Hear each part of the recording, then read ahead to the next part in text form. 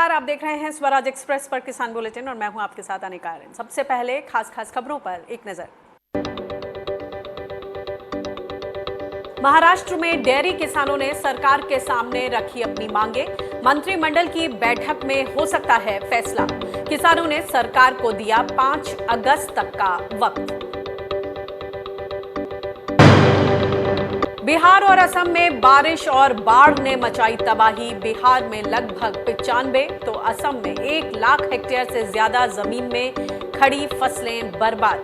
किसानों ने उठाई मुआवजा देने की मांग। सोमालिया से टिड्डियों का आने का खतरा बरकरार।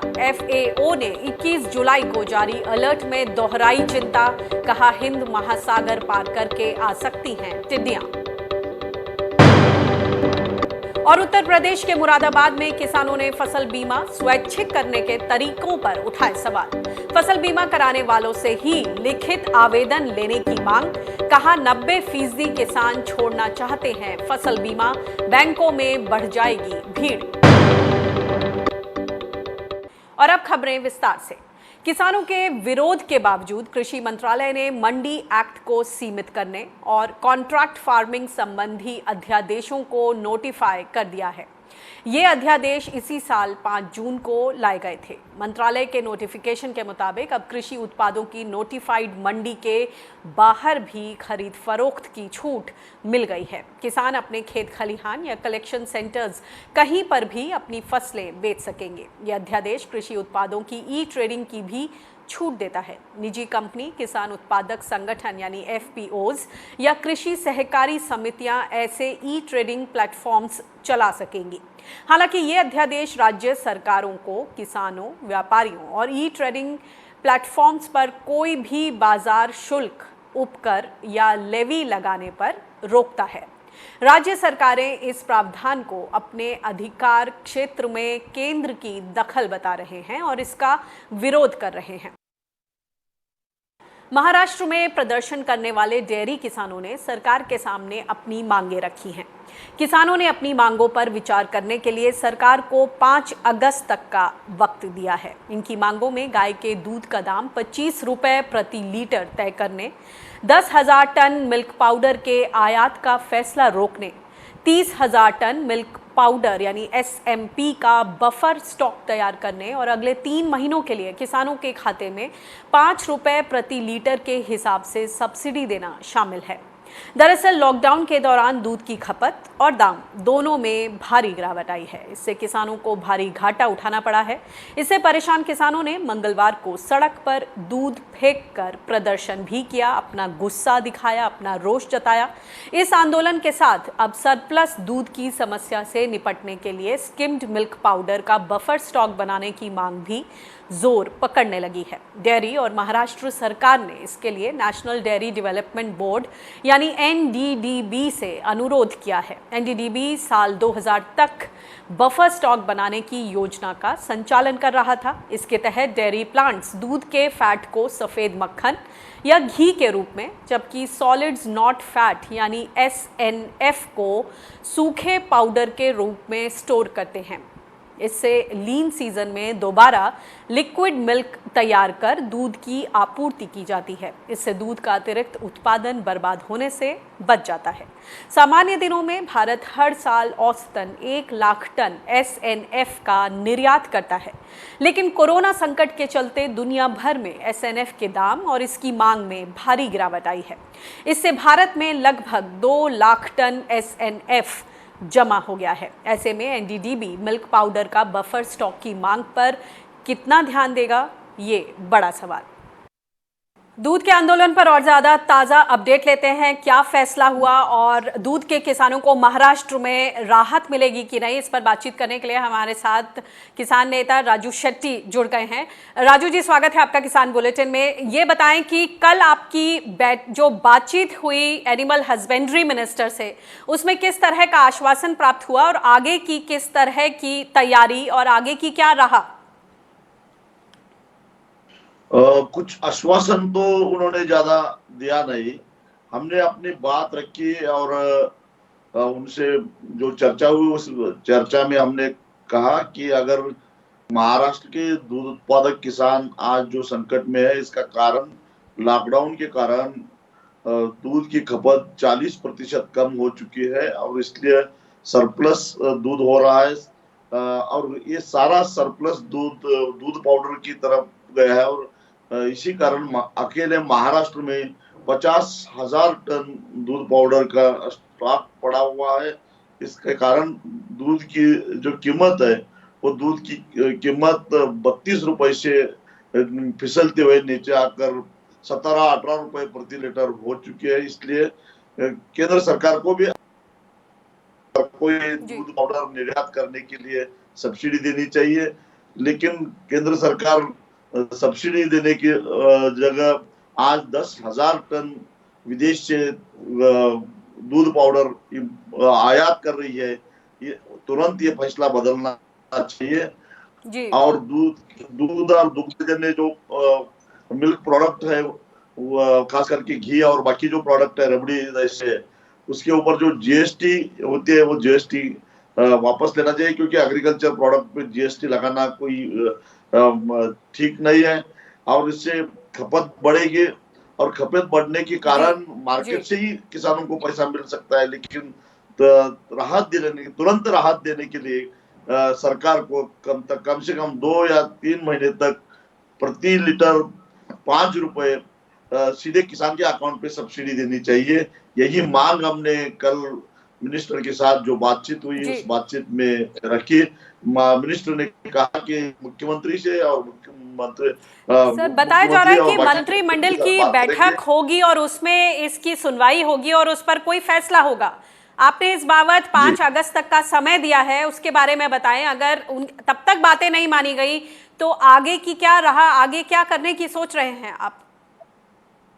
5 अगस्त तक हम उनका वेट करेंगे, क्या फैसला करती है राज्य सरकार। उसी के साथ 2 साल मैंने जब महाराष्ट्र में दूध का आंदोलन किया था, उस वक्त भी मैंने मुंबई, नागपुर और पुणे जैसे महानगरों का दूध का सप्लाई पूरी तरह से रोक दिया था।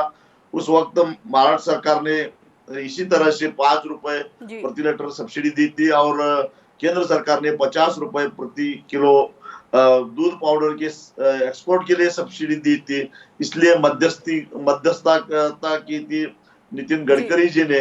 इस वक्त मैंने गडकरी जी से भी बात की और उनसे विनती की कि अगर वो प्रधानमंत्री से बात करते हैं और जो एक्सपोर्ट रुकवा कर इंपोर्ट रुकवा कर एक्सपोर्ट सब्सिडी दिलवा देते हैं और जीएसटी अगर वो कैंसिल करते हैं तो किसानों को कुछ राहत मिल सकता है। सर ये बताएं कि दुनिया भर में जो स्किम्ड मिल्क पाउडर है उसका ग्लट वाली सिचुएशन बन गई है। सभी देशों ने अपने अपने दूध के प्रोडक्शन जो ज्यादा है, दूध की उपलब्धता, सबने मिल्क पाउडर बना लिया है।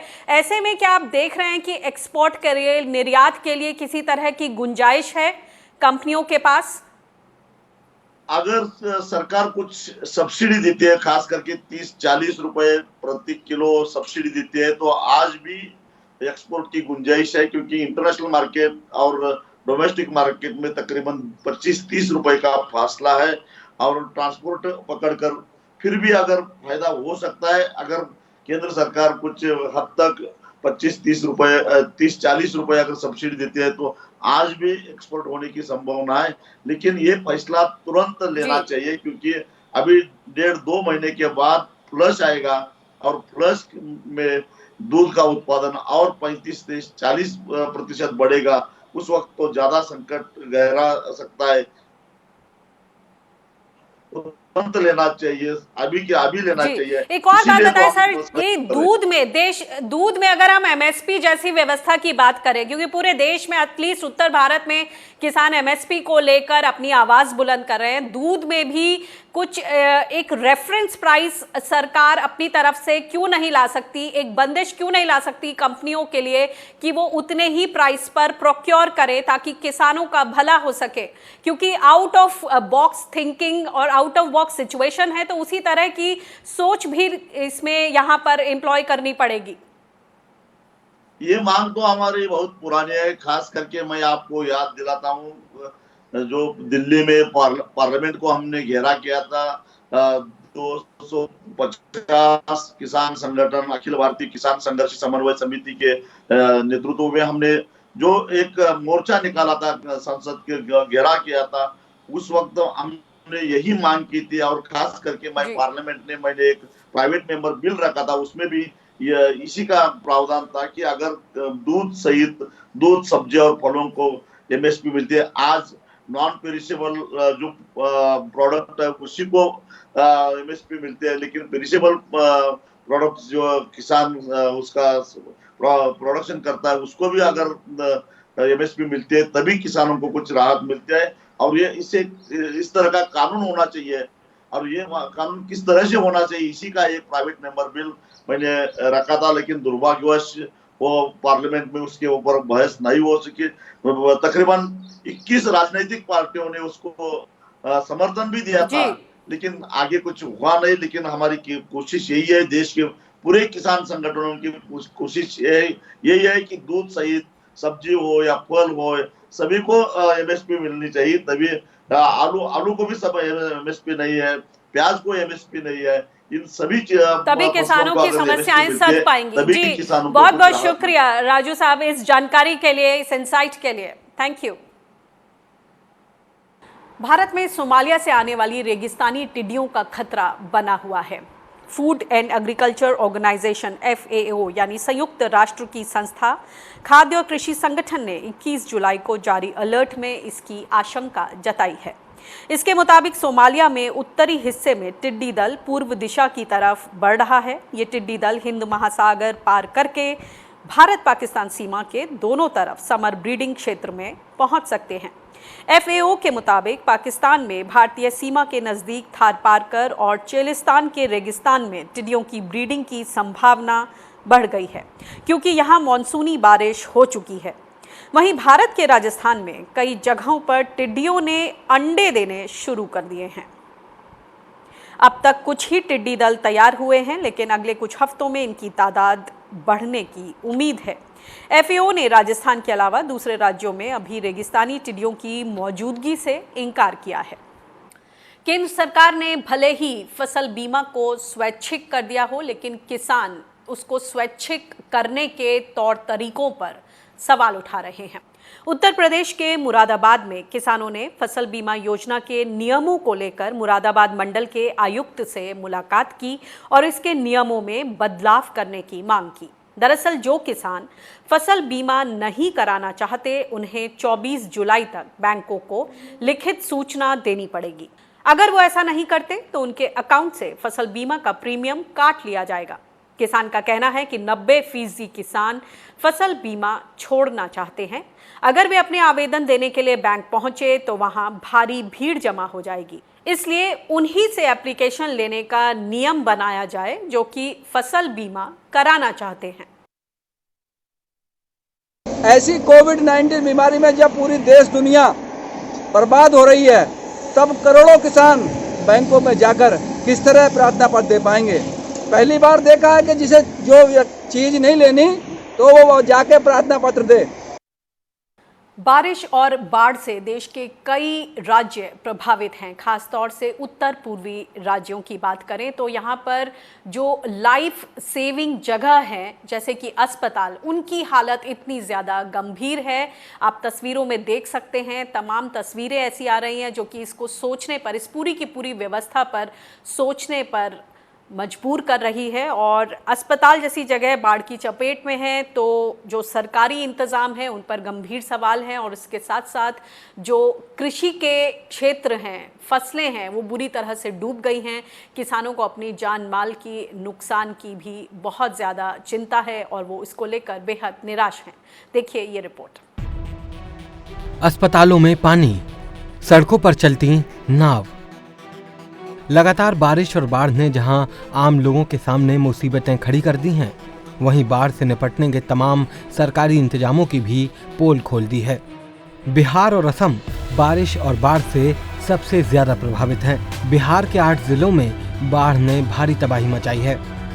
राज्य में सीतामढ़ी, शिवहर, सुपौल, किशनगढ़, दरभंगा, मुजफ्फरपुर, गोपालगंज और पूर्वी चंपारण जिले में करीब 4,14,000 लोग बाढ़ से प्रभावित हैं। राज्य में अब तक 126 से ज्यादा लोगों की मौत हो चुकी है। अकेले मंगलवार को ही आकाशीय बिजली गिरने से 10 लोगों की मौत हो गई।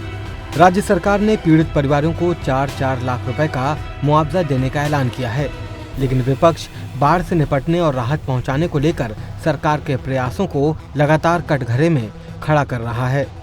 दरभंगा में आरजेडी नेता तेजस्वी यादव ने बाढ़ प्रभावित इलाकों का दौरा कर हालात का जायजा लिया। प्रशासन के नाम पे यहाँ नीतीश कुमार जी ने सहयोग के नाम पे, आपदा के नाम पे कोई काम नहीं किया है। यहाँ गरीबों को जो है खाने का ठिकाना नहीं है, इसलिए उनका पेट भरने के लिए हम लोगों के पार्टी द्वारा जो है उनको पूरी और सब्जी जो है वो खिलाने का काम कर रहे हैं। और ये स्थिति जो है तकरीबन ये तस्वीर जो है पूरे बिहार में आपको देखने को मिलेगा।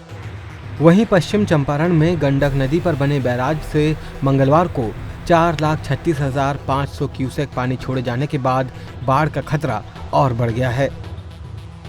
असम में भी बाढ़ के चलते हालात भयावह होते जा रहे हैं। यहाँ बाढ़ से अब तक कम से कम 87 लोगों की मौत हो चुकी है। वहीं 55 लाख से ज्यादा लोग प्रभावित हैं। परिस्थिति तो बहुत ही खराब है। अभी आप लोग देख रहा है, ये हमारा सरस्वती का स्कूल था, स्कूल भी चला गया। जितना फैमिली था, फैमिली सब जहाँ तहाँ उठ के चला गया, घर सर सब चला गया है। अभी सब शिविर में है। यहाँ पे सरकार ने कुछ एक हाईलैंड बना के दिया था, वो हाईलैंड में है। कुछ जहाँ था स्कूल में तो थोड़ा दिन था, तो स्कूल में काल में चला गया। लोग तो जंगल के अंदर में घुस के अभी बैठा है। इधर में तो कोई देखने वाला भी नहीं आता है। कभी आज मैं तो तिरपल लेके आया था, वो तो पार्टीबाजी बात करता है जे तू कांग्रेस का आदमी है। बाढ़ और बारिश का खेती किसानी पर भी बुरा असर पड़ा है। बिहार में अब तक कम से कम 95 लाख हेक्टेयर जमीन पर खड़ी फसलें बर्बाद हो चुकी हैं। इससे मवेशियों के लिए चारे की भी किल्लत पैदा हो गई है, जबकि कम से कम 188 मवेशियों की पानी में डूबकर मौत हो गई है। वहीं असम में 2300 से ज्यादा गांव पानी में डूबे हुए हैं और 1 लाख हेक्टेयर से ज्यादा जमीन पर फसलें बर्बाद हो चुकी हैं। Bureau report, Swaraj express. Bihar में बाढ़ की क्या स्थिति है, ये हम सब इससे वाकिफ़ हैं। यहाँ तक कि जो अस्पताल हैं उनमें बहुत ही गंभीर समस्या खड़ी हुई है। जो लाइफ सेविंग जगह है, जब उनका ये हाल है तो जो कृषि, खेत खलिहान, पशु और उससे जुड़े जो भी समस्याएं हैं वो किसान उसको लेकर बेहद परेशान हैं। इस पर और ज़्यादा बातचीत करने के लिए हमारे साथ खुद बिहार के कृषि मंत्री प्रेम कुमार जी जुड़ गए हैं और उनसे बातचीत करते हैं। प्रेम जी, आपका स्वागत है किसान बुलेटिन में। सबसे पहले ये बताएं कि जिस तरह की स्थिति है बाढ़ को लेकर, खास तौर से उत्तर बिहार में, वहाँ पर किसानों को अपनी जान माल, फसल और पशु को लेकर बेहद चिंता है। किस तरह की तैयारियां हैं? किसानों को राहत देने के लिए आपने किस तरह के कदम उठाए हैं? उत्तर बिहार के मामले में जो बाढ़ आई है जी,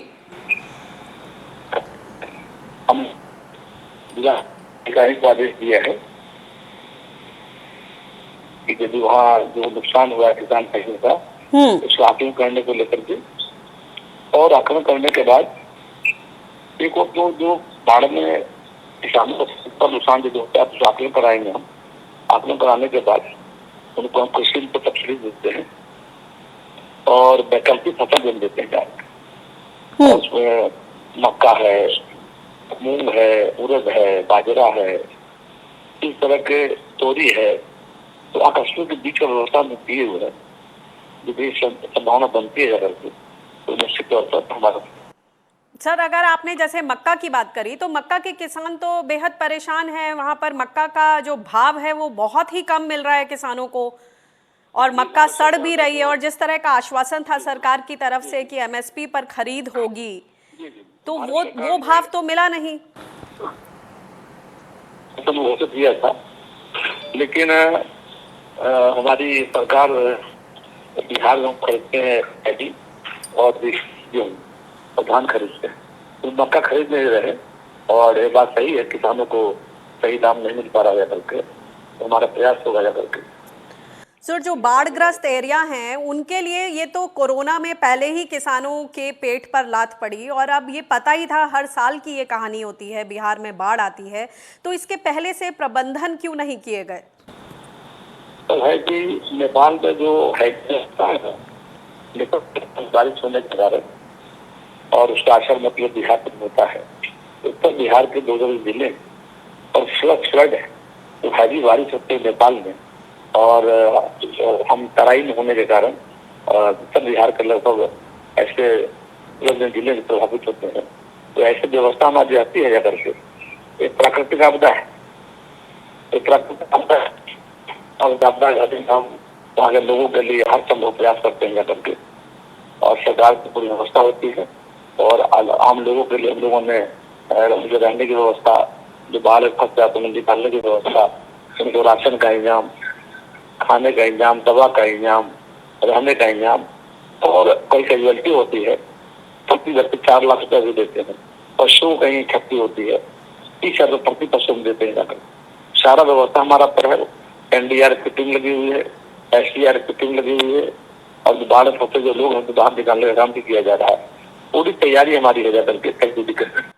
सर, 126 जिले में 108 प्रखंडों में पूरी फसल तबाह हो गई है। फसल बीमा की किस तरह की योजना है वहां पर, ताकि किसानों को सुरक्षा कवच मिल सके?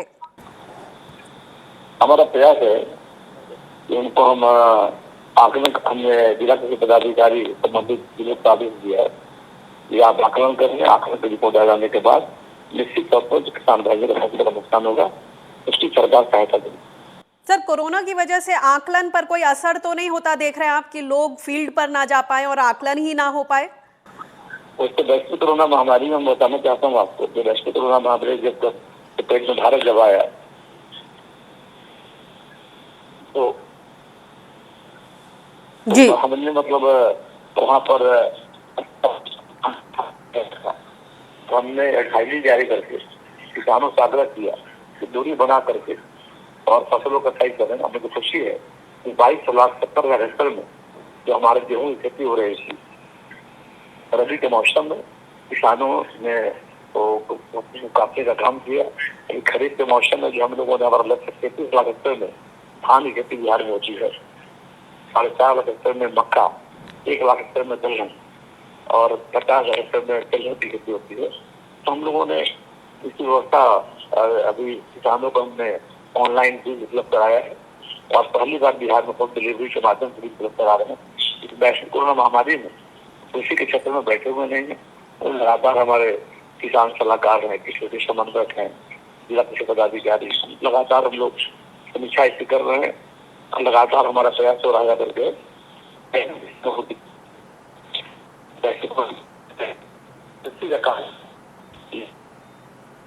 जी।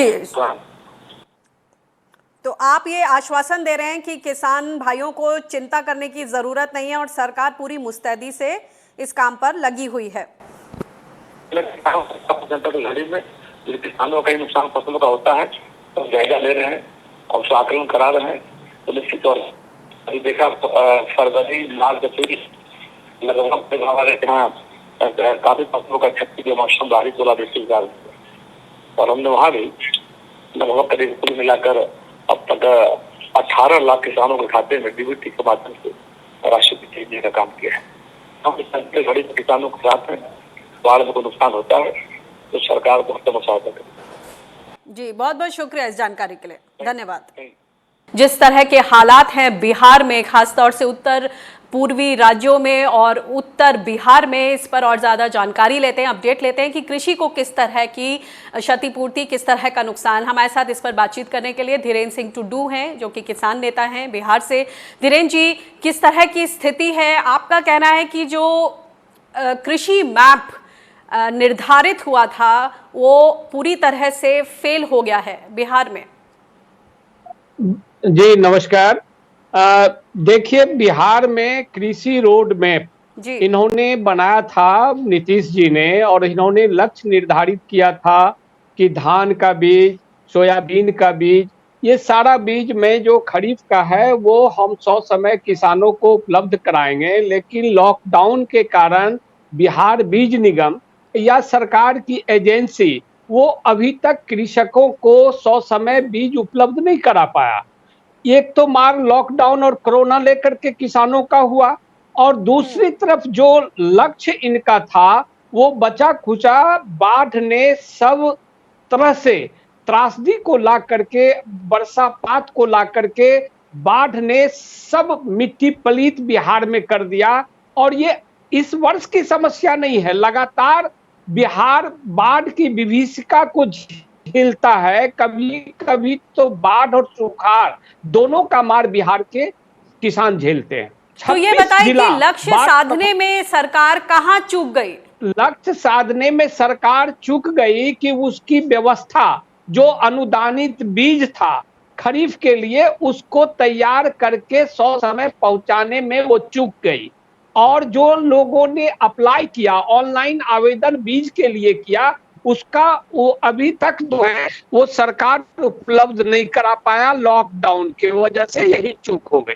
अभी कृषि मंत्री जी को हमने सुना, वो कह रहे हैं कि जितना भी नुकसान है उसका आकलन कराया जाएगा और किसानों को मुआवजा दिया जाएगा, चिंता की कोई बात नहीं। कि ये सरकार झूठ बोल रही है। पिछले साल इन्होंने फसल सहायता योजना के तहत जो है 518 करोड़ 24 लाख रुपया इन्होंने बजट के माध्यम से फसल सहायता के नाम पे निर्गत किया, जो किसानों के खाते में अभी तक नहीं गया। और इस साल रबी की फसल में जो इन्होंने 615 करोड़ का लक्ष्य दिया कि हम फसल क्षतिपूर्ति देंगे, वो भी अभी तक खाता में नहीं गया। और बिहार में बाढ़ की स्थिति यह है कि अभी तक बाढ़ में लगभग 126 किसानों की जान चली गई। और सरकार कहती है कि मैं मृतक परिवार को 4 लाख रुपया